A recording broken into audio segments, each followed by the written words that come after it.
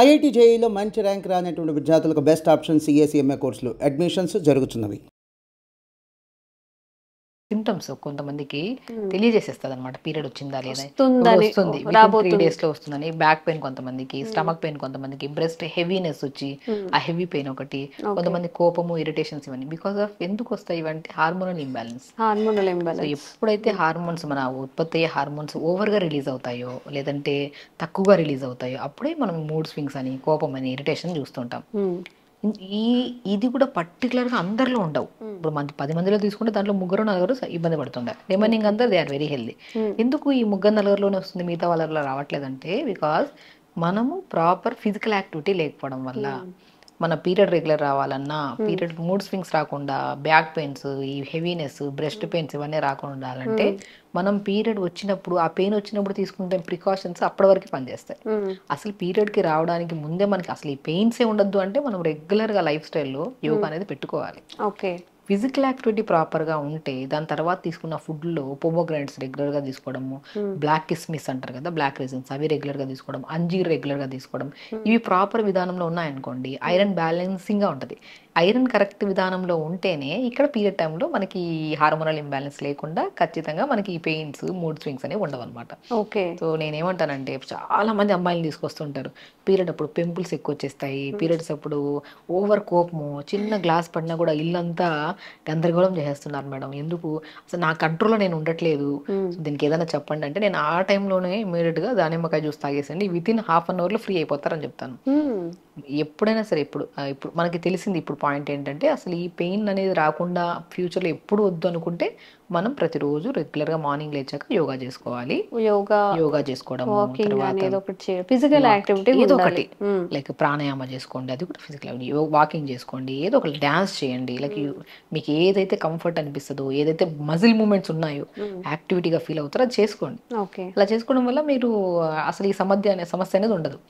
ఒకవేళ లేదు, అసలు మీరు చేయలేదు, సడన్గా ఇప్పుడు పెయిన్తో సఫర్ అవుతున్నారు ఈ వీడియో చూస్తున్న వాళ్ళు, ఒక్క గ్లాస్ మంచిగా పొమోగ్రానేట్ తెప్పించుకొని జ్యూస్ ఇమ్మీడియట్ హాఫ్ అన్ అవర్లో కోపం తగ్గుతుంది, ఇరిటేషన్ తగ్గుతుంది, అండ్ చాలా కంఫర్ట్ అవుతారు అనమాట. అండ్ ఇలాంటి టైంలో బ్లాక్ కిస్మిస్ తినడం కూడా చాలా అద్భుతంగా పనిచేస్తుంది. అంటే మనం పొమోగ్రానేట్ ఇచ్చేసి, బ్లాక్ కిస్మిస్ ఇచ్చేసి, ఇలాచి నోట్లో వేసుకుని నమిలినా కూడా బెస్ట్ వే మనకి పీరియడ్ టైంలో పీరియడ్ పెయిన్స్ తగ్గించాలన్నా, క్రాంప్స్ తగ్గించాలన్నా, కోపం, ఇరిటేషన్ తగ్గించాలన్నా ఔషధ గుణాలలో మనకి ఇంట్లో యూజ్ చేసే బెస్ట్ రెమెడీ ఏదన్నదంటే ఇలాచి. ఇలాచిని క్రష్ చేసి నీళ్ళలో వేసుకుని లైట్గా మరిచుకొని తాగొచ్చు, లేదంటే ఇలాచి నోట్లో వేసుకుని నమిలినా కూడా ఇమీడియట్ నార్మల్ అవుతుంది అనమాట. ఆ పెయిన్ కానీ, ఆ ఇరిటేషన్ కానీ, ఆ కోపం కానీ, హెవీ బ్లీడ్ అవుతున్నా కూడా ఆ బ్లీడ్ని కూడా కంట్రోల్ చేసే గుణం ఇలాచీలో ఉంది, బ్లాక్ కిస్మిస్లో ఉంది, దానిమ్మకాయలో కూడా ఉంది. అండ్ ఇంకొకటి చాలా మందిలో ఇంకా ఇప్పుడు 4-5 రెమెడీస్ గురించి మాట్లాడుకుంటాం, ఎందుకంటే మనకి ఏ టైంలో అప్పుడు కంఫర్ట్గా అవైలబుల్గా ఉందో అది చేయొచ్చు. హాట్ వాటర్లో ఒక 4 to 5 drops ఘీ కలుపుకొని తాగండి, అద్భుతంగా పనిచేస్తుంది.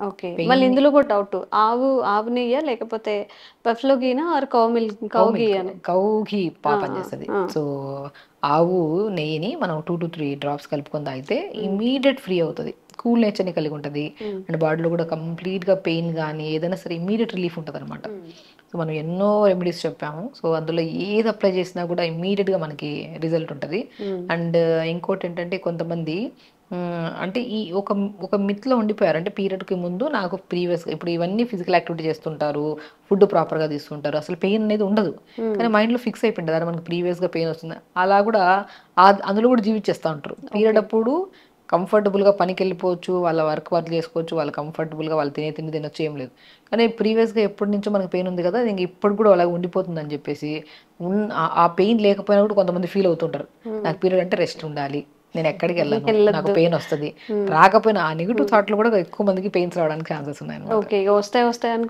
ఖచ్చితంగా ఇప్పుడు మనం వస్తాయి అన్నప్పుడు ఏం చేస్తామంటే ఆ స్ట్రెస్ లెవెల్స్ పెరిగిపోయి జంక్ ఫుడ్ ఎక్కువ తినేస్తాం. ఆ టైంలో ఆ జంక్ ఫుడ్ వల్ల వచ్చిన పెయిన్స్ కూడా కొంతమందికి ఉంటాయి అనమాట. పీరియడ్కి ముందు నాకు అది తినాలి, ఇది తినాలి, చాక్లెట్స్ తింటే నాకు ఒక లిమిట్ అంటే ఓకే, లిమిట్ దాటి తింటే అది పెయిన్స్ కింద కన్వర్ట్ అయిపోతుంది.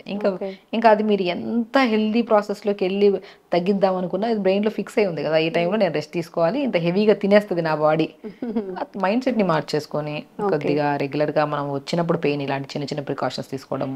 ఇంకొక బెస్ట్ వే ఏంటంటే హైడ్రోథెరపీ ట్రీట్మెంట్లో హిప్ బాత్ అంటారు.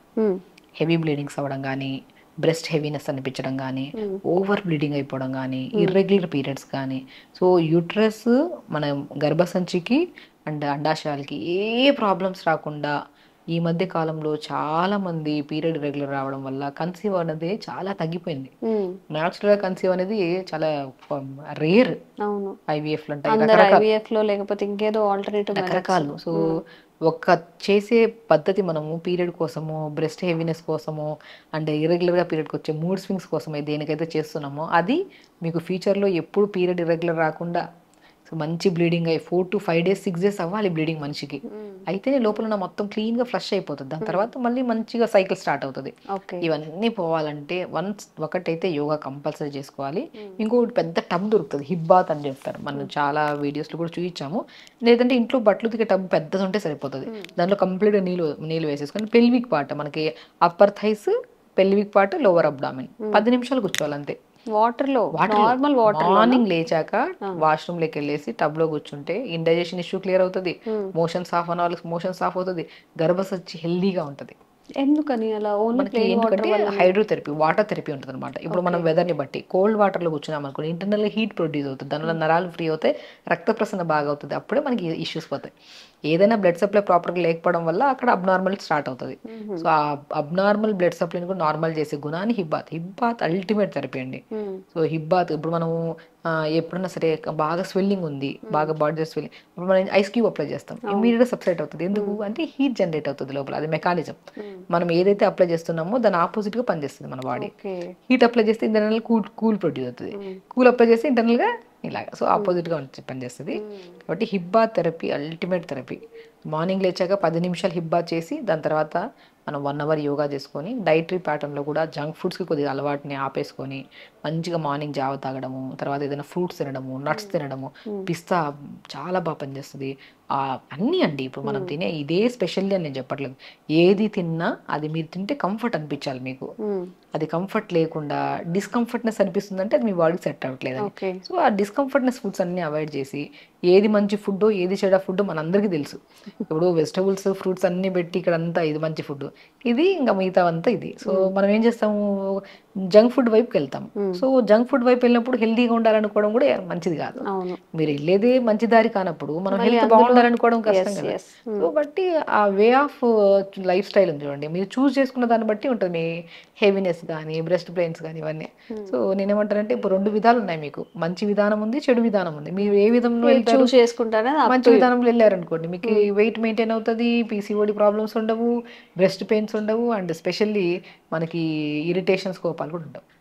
సో చెడు విధానంలో వెళ్తే ఖచ్చితంగా ఇవన్నీ రావాలి, సఫర్ అవుతాను, ఫ్యూచర్లో నా లైఫ్ స్పాన్ కూడా తగ్గించుకుంటాను ఈ చెడు విధానంలో ఫిక్స్ అయి ఉంటే మీరు వెళ్ళండి అంటాను. అంటే హెల్దీ వే అంటే వెరీ సింపుల్, ఏది తిన్నా.